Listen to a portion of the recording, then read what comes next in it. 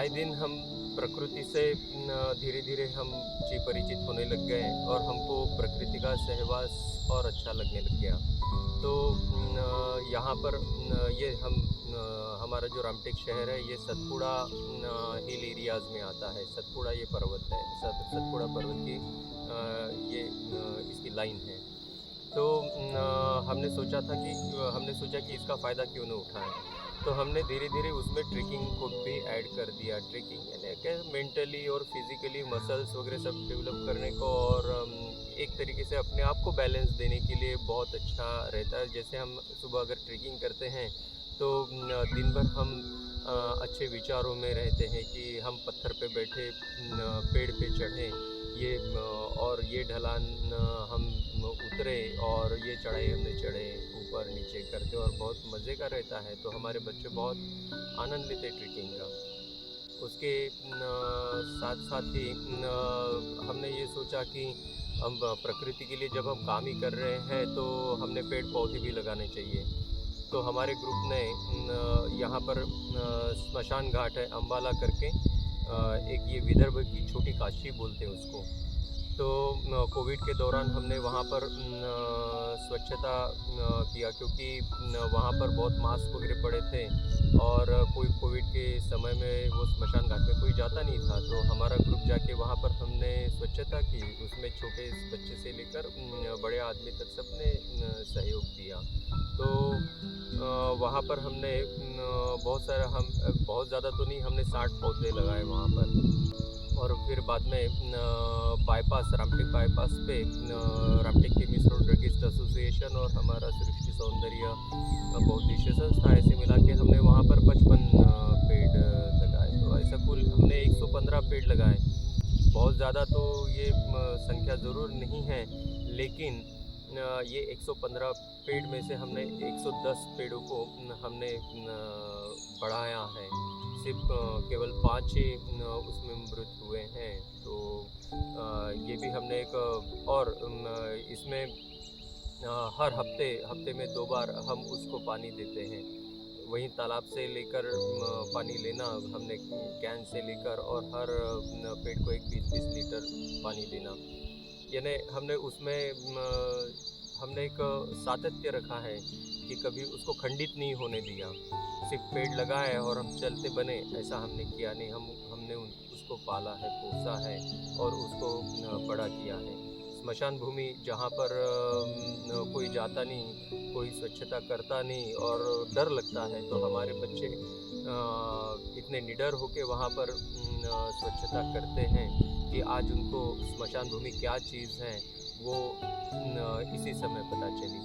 और ऐसे एक अपना हिंदू संस्कृति में वट पूर्णिमा रहती है, तो हमने वहाँ बढ़ के पेड़ लगा के हमने वट पूर्णिमा का हमने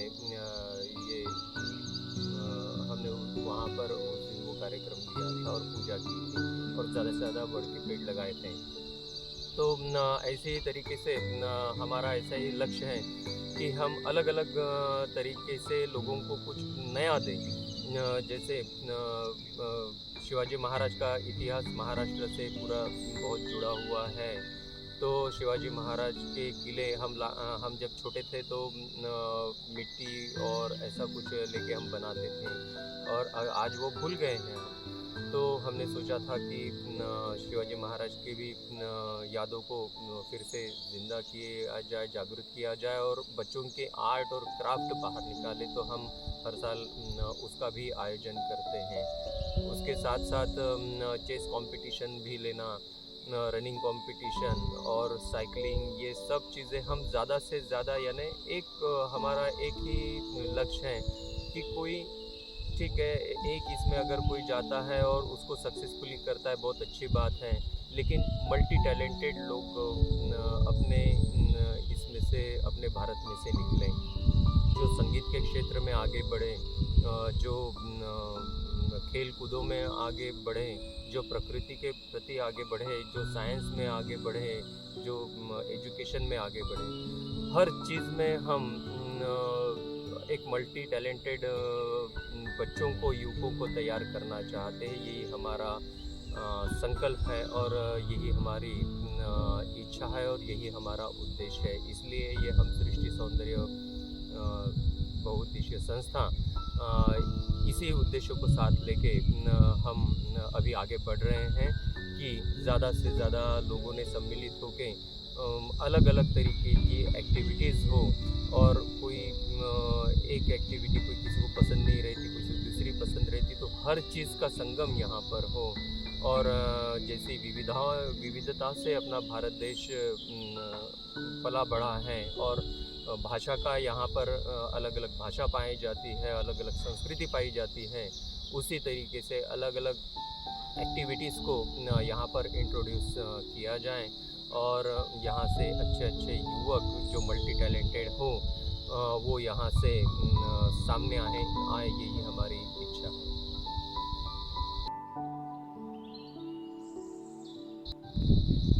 तो ये हमारी सृष्टि सौंदर्य बहुउद्देशीय संस्था के द्वारा मैं आपसे ये निवेदन करना चाहूँगा, मैं आपसे आह्वान करना चाहूँगा कि इस कार्य में अगर आपको सहयोग देना है तो आप हमसे ज़रूर संपर्क करें। और आज तक जिन लोगों ने मुझे तन मन धन से सहयोग दिया है, मुझे कहने का मतलब मेरी संस्था को मैं जिनने समय दान भी दिया है, तो उनको मैं बहुत बहुत उनका आभारी हूँ कि उन्होंने अभी तक जैसा मुझे सहयोग दिया है वैसा ही वो आगे देते रहेंगे और उनके प्रति मैं बहुत कृतज्ञता से मैं उनका आभार मानता हूँ। वैसे ही ये ज़रा वीडियो थोड़ा सा लंबा चला और काफ़ी बोरिंग भी लगा होगा, तो जो भी कुछ है आप अगर आनंद लेना चाहते हैं आप आनंद लीजिए, या फिर आपको बोरिंग लगा तो जो भी है, आप लोगों ने मुझे इतनी देर तक सुना, इसलिए मैं आप सब लोगों का बहुत बहुत आभारी हूँ।